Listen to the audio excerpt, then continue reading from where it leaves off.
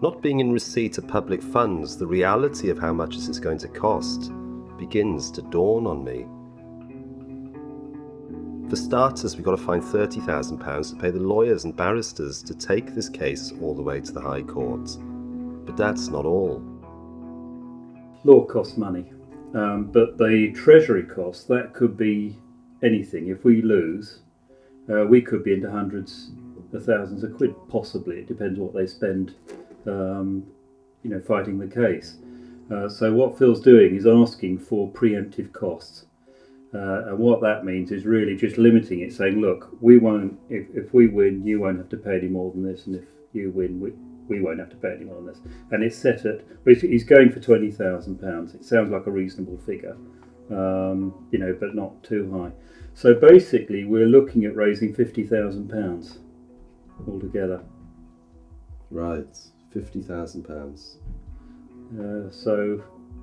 Jumble sales, sales and asking grand, we've really got to sort of get our skates on and try and get this money. Right. Okay. It really is uphill work to try and get Parliament to even look at this, and this is why we're trying the legal route. Because at the end of the day, the lawyers won't tell the government what they have to do. What they'll say to the government is there is an incompatibility between the Human Rights Act and the tax law, and it will make them think again, and this is what we need.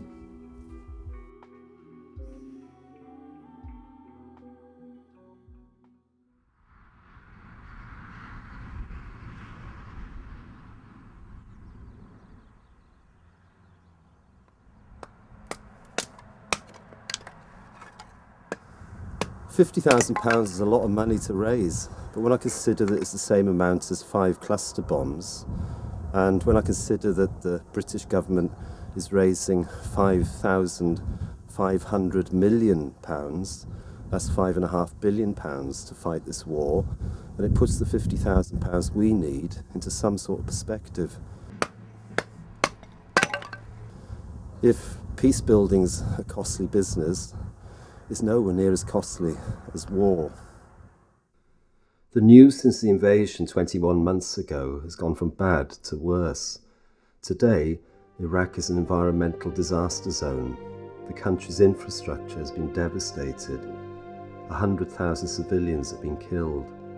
Millions are without access to clean drinking water. Child mortality rates have doubled. There's over 1 million refugees, and there's talk of civil war. And here at home, the British intelligence services are warning of a possible terrorist attack. And so it seems that all the billions of pounds spent on the war haven't bought any of us much peace.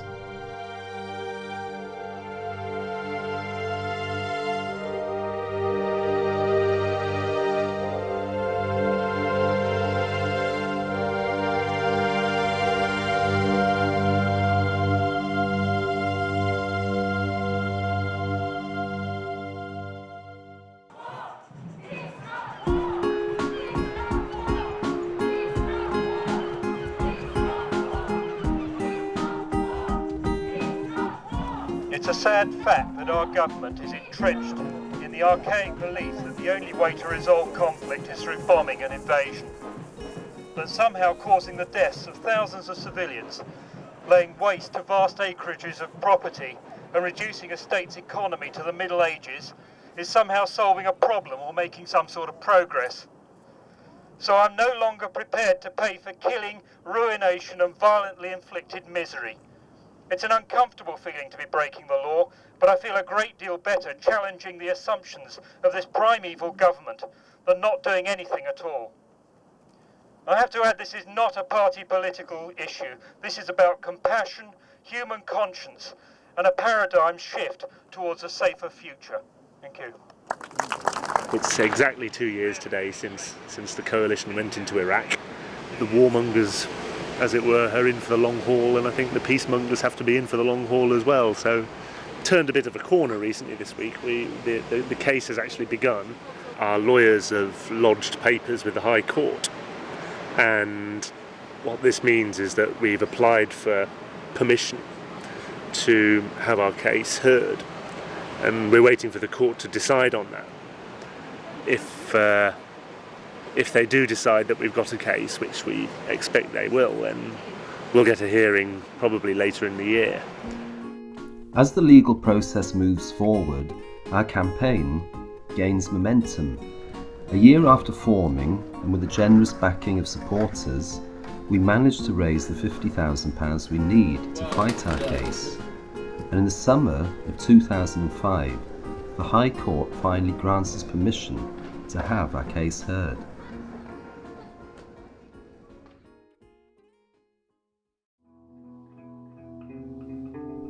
We arrive for our hearing in London only days after 52 people have been killed in suicide bombings, one device exploding on a bus in Tavistock Square, where, with a tragic irony, there's a garden dedicated to peace and to the victims of war, and a memorial to conscientious objectors who have established and are maintaining the right to refuse to kill. Tomorrow morning in the High Court, the Treasury barristers will argue that taxpayers do not have the right to refuse to pay to kill, and our barristers will argue that we do have the right to refuse to pay to kill. And our hope is that tomorrow the judge will rule that any law that fails to acknowledge this right is in contempt of conscience.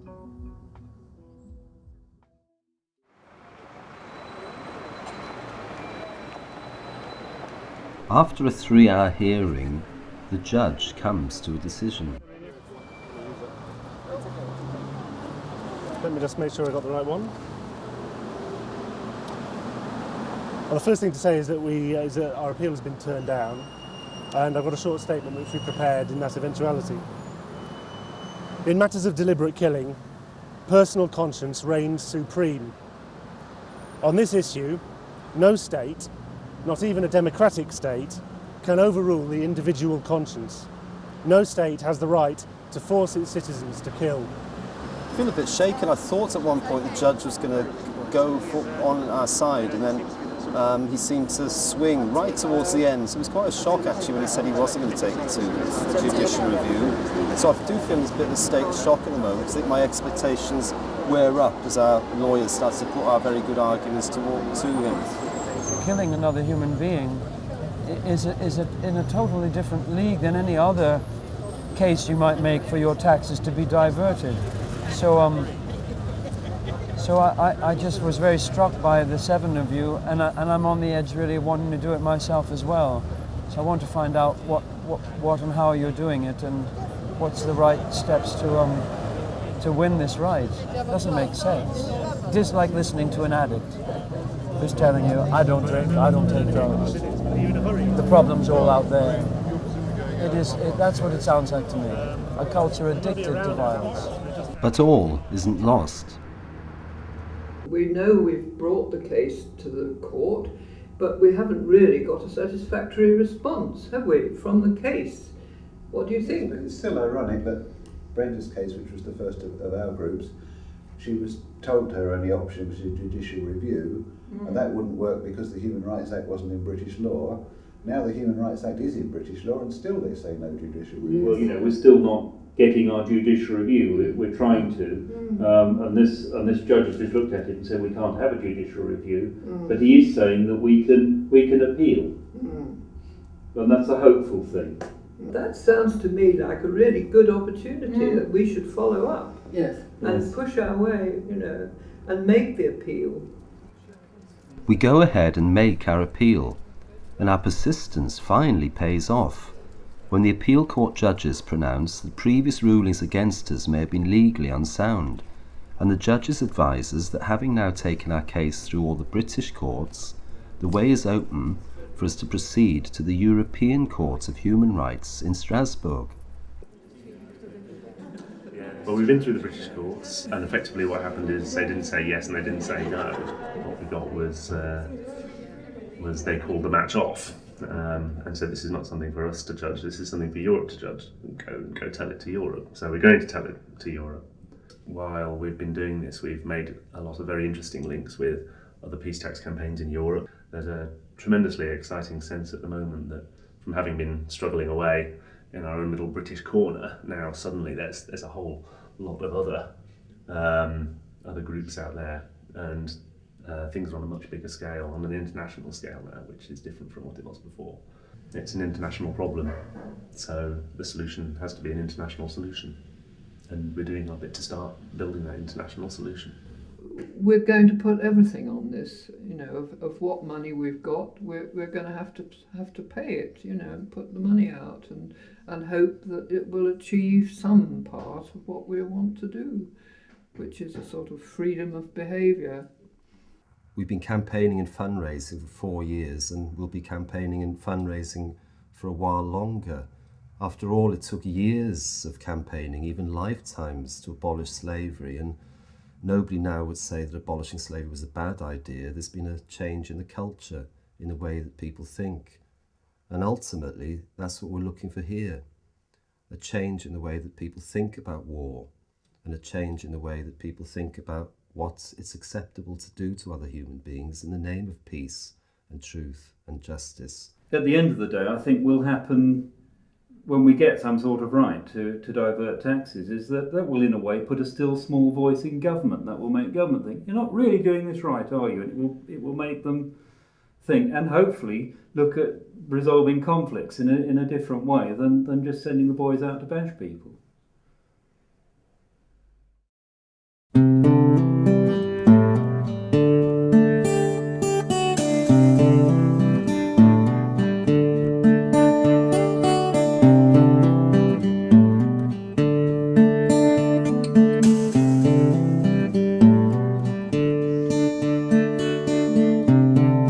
Voices on the radio tell us that we're going to war. Those brave men and women in uniform, they want to know what they're fighting for. The generals want to hear the end game. The allies want to prove the plan. But the oil men in the White House, they just don't give a damn. 'Cause it's all about the price of oil. It's all about the price of oil. Don't give me no shit about blood, sweat, tears and toil. It's all about the price